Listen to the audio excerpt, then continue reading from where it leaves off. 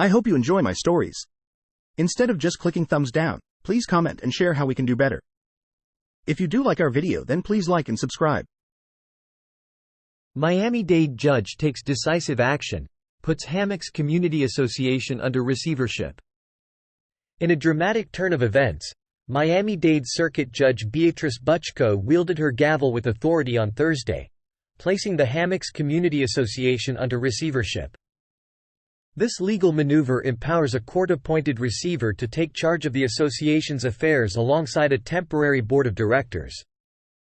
The scene unfolded at the Dade County Courthouse in downtown Miami, where Judge Butchko presided over a civil court hearing that drew the attention of Hammocks residents and legal representatives alike.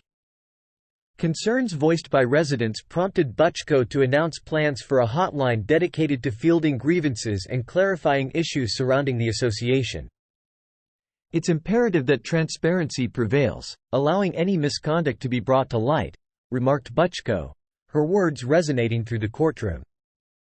Asserting her authority, Butchko made it clear that the receiver would answer to her, effectively sidelining the current association leadership.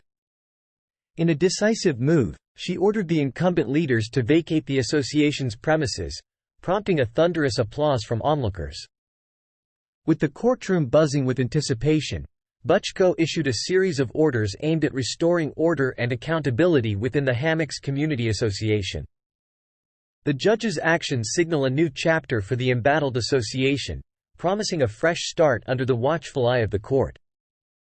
As residents await further developments, the hotline stands as a beacon of hope, offering a platform for grievances to be aired and justice to be served. In the halls of justice, Judge Butchko's firm stance reverberates, underscoring the importance of accountability and transparency in community governance. In a flurry of directives, Miami-Dade Circuit Judge Beatrice Butchko issued a stern call to action, demanding the immediate seizure of hard drives and computers belonging to the embattled Hammocks Community Association. "I need the hard drives today, seized. I need those computers. I am sending a lawyer there right now. I don't want boxes to leave," Butchko declared, underscoring the urgency of the situation. "I need vehicle registrations for every vehicle owned by the Hammocks. Get a locksmith out there," she added, leaving no room for ambiguity. The judge's decisive commands come amidst a backdrop of administrative turmoil within the Hammocks, a sprawling community comprising over 18,000 residents residing in 40 distinct subcommunities. Nestled within the boundaries of Southwest 88 to 120 streets and from 147 to 162 avenues in the West End area, this vibrant neighborhood has found itself thrust into the spotlight of legal scrutiny. Idleman Ardison, a long-standing resident and vocal advocate for community reform, stands as a beacon of hope amidst the chaos. "Today is a good day for the Hammocks, for the Hammocks community, and for all of the associations out there that are going through this. Pay attention. This could happen to you too," remarked Ardison, affectionately known as Chicky. With nearly 3 decades of residency under her belt, Ardison has been at the forefront of efforts to address the association's mismanagement and restore accountability. The Hammocks administrative crisis, marred by allegations of financial impropriety and resulting in 5 arrests, has sent shockwaves through the community. Years of residents' activism culminated in a crescendo of discontent following a staggering 400% increase in homeowners association fees. Ardison's leadership within the Justice for the Hammocks organization has been pivotal, galvanizing support for a board recall and shining a light on the struggles faced by homeowners. "There are homeowners out there that really can't afford it," Ardison lamented outside the courtroom, reflecting on the toll of the fee hike. "There were homeowners when we were knocking on doors making them aware of this increase who literally looked at me with tears," she added, underscoring the human impact of the association's mismanagement. As Judge Butchko's orders reverberate through the community, residents brace themselves for a new chapter in the Hammocks saga. With the wheels of justice now in motion, hope flickers on the horizon as the community navigates the path to redemption and renewal. With the weight of responsibility resting squarely on her shoulders, Miami-Dade Circuit Judge Beatrice Butchko stood resolute, promising Hammocks residents that the civil court would be the beacon of justice amidst a storm of controversy. "We're going to sort it out," she assured, her words echoing through the courtroom. In a bid to unravel the tangled web of legal representation, Butchko demanded a comprehensive list of all law firms associated with the beleaguered association. With transparency at the forefront of her agenda, the judge praised Hammocks residents for their unwavering courage in the face of adversity. "You guys are brave. It's all over," Butchko commended, acknowledging the tenacity of those who dared to challenge the status quo. In a moment of incredulity, Butchko pressed the association's attorneys on whether the association was footing the bill for the criminal defense fees of its embattled leaders. The attorneys, caught off guard, confessed their ignorance to the judge's pointed inquiry. "How could we not know that? Guys, the association is not a private piggy bank," Butchko admonished, her tone resolute in its rebuke. Meanwhile, the legal saga surrounding the Hammocks Community Association continued to unfold, with criminal proceedings against Margly Gallego, Monica Gallardi, José Antonio González, Miriam Rogers, and Yolides Lopez still underway. Miami-Dade State Attorney Catherine Fernandez-Rundle minced no words in describing the case as a criminal enterprise intended to benefit certain board members and their relatives and relatives' businesses. With the specter of further arrests looming on the horizon, Fernandez-Rundle reaffirmed that the criminal investigation remained ongoing, underscoring the gravity of the situation. As the Hammocks community grapples with the fallout from these revelations, Judge Butchko's unwavering commitment to justice serves as a beacon of hope in uncertain times. With each legal maneuver, residents inch closer to resolution, their determination unwavering in the face of adversity.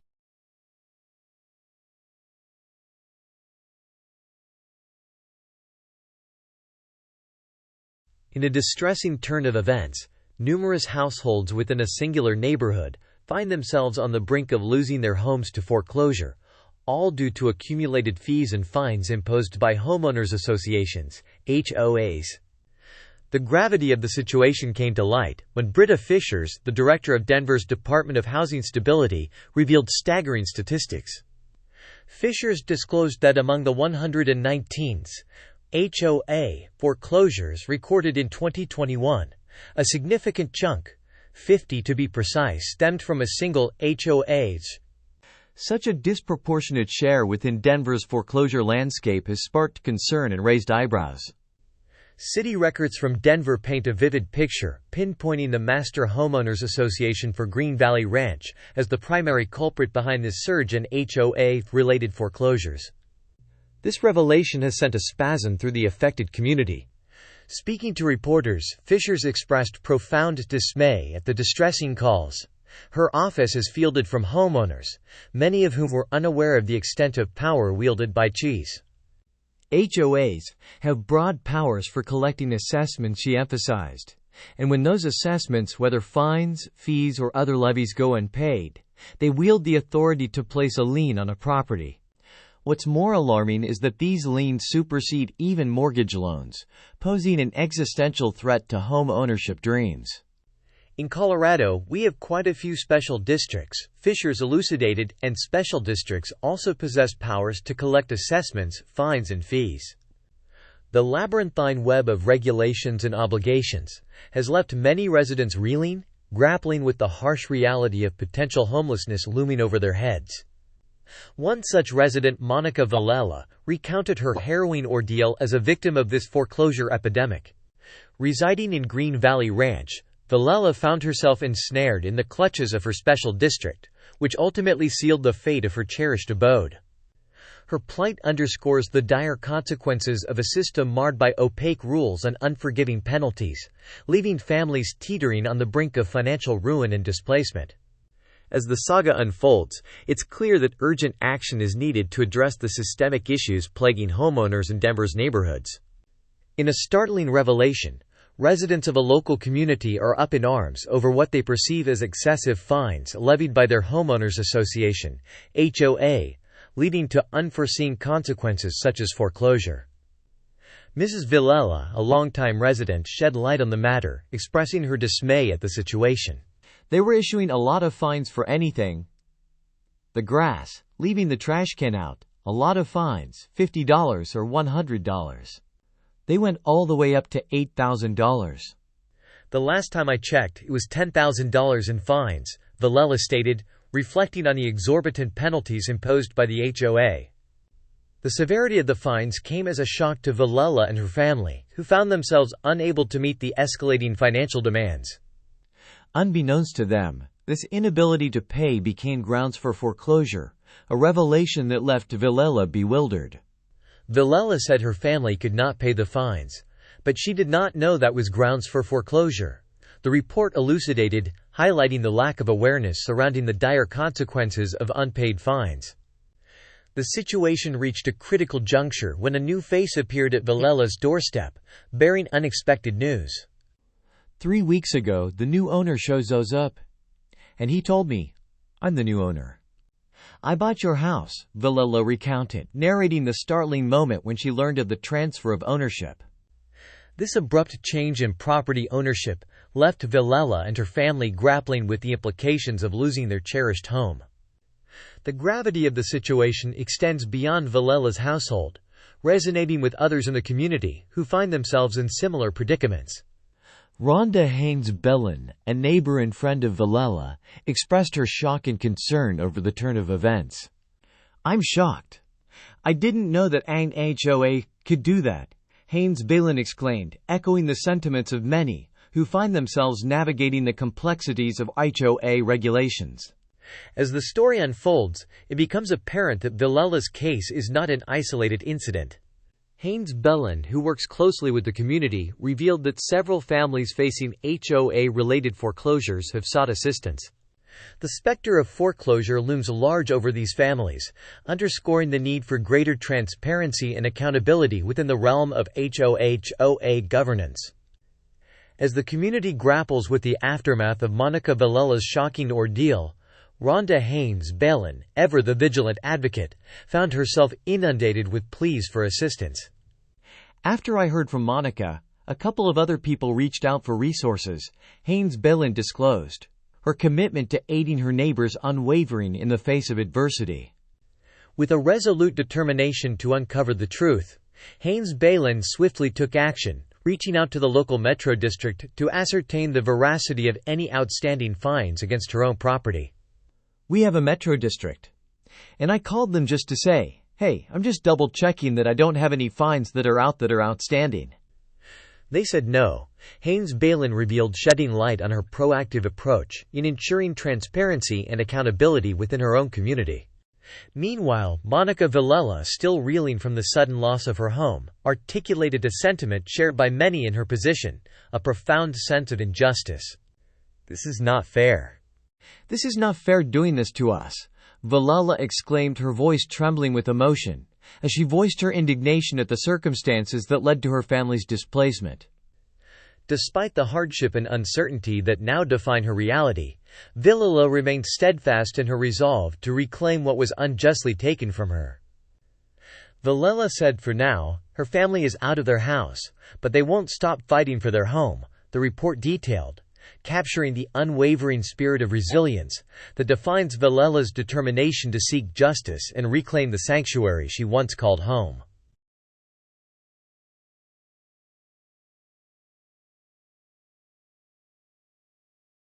In a heart-wrenching tale of loss and determination, Rachel Lee, a resident of Virginia, has found herself embroiled in a contentious battle with her homeowners association after taking a drastic measure to ensure her family's safety. It all began last July when tragedy struck the Lee household. Alan Lee, Rachel's beloved husband, met a tragic end while innocently taking a shower, as a towering tree crashed through their home, claiming his life in a sudden and devastating manner. Reflecting on the profound impact of her husband's untimely demise, Rachel paints a poignant picture of a man deeply devoted to his family. "He was part of our everyday lives," she recalls, her voice tinged with both sorrow and resolve. "He was very invested in his kids and in me. He just wanted to make sure everyone was happy all the time." Driven by an unwavering commitment to protect her family from further harm, Rachel made the difficult decision to enlist the services of a contractor to rid her yard of any looming threats. With memories of the harrowing incident still fresh in her mind, she explains, "I don't want another one to fall on the house and orphan my kids or kill my kids." However, Rachel's proactive approach to safeguarding her loved ones has sparked a heated dispute with her HOA despite her earnest intentions. The association has taken a firm stance against the removal of trees from her property, citing regulations and guidelines that must be adhered to. As the conflict escalates, Rachel finds herself at a crossroads, torn between honoring her late husband's memory and navigating the complex web of rules imposed by the HOA in her quest for justice and safety. She remains steadfast, determined to forge a path forward that ensures the well-being of her family, even in the face of adversity. For Rachel Lee, the battle against the HOA is not merely about trees. It's a fight for the right to protect those she holds most dear. Rachel Lee finds herself embroiled in a clash with her HOA over a seemingly innocuous backyard project. Governed by strict regulations, the HOA mandates residents to seek approval via property improvement request for any exterior alterations. "I didn't ask permission because I wasn't going to not do it if they told me not to do it," Lee asserted, her resolve palpable. It was gonna happen no matter what. Despite Lee's unilateral decision, the HOA has since bombarded her inbox with demands for retroactive submission of the requisite form. Frustration laced her words as she questioned the necessity of such bureaucratic hurdles. "I don't really see the point of a property improvement request for that," she mused. "I don't want to go through the trauma to lay out a map of my backyard and where all the trees were." Seeking clarity, reporters approached the HOA for comment, only to be met with a terse response. The property was private, and their presence unwelcome. However, in a statement to a reporter, the HOA expressed condolences for Lee's recent loss and emphasized their willingness to collaborate in ensuring adherence to property regulations. Unyielding in her stance, Lee remains resolute in her refusal to acquiesce to the HOA's demands. "I don't need to go through trauma just because they want a piece of paper," she declared firmly. "It's unacceptable." In this quiet corner of Northern Virginia, a battle of wills rages on, emblematic of the tension between individual autonomy and communal governance.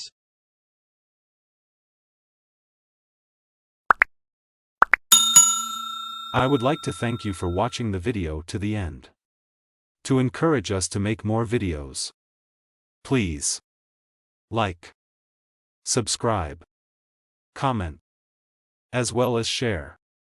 Check out this other video if you haven't already.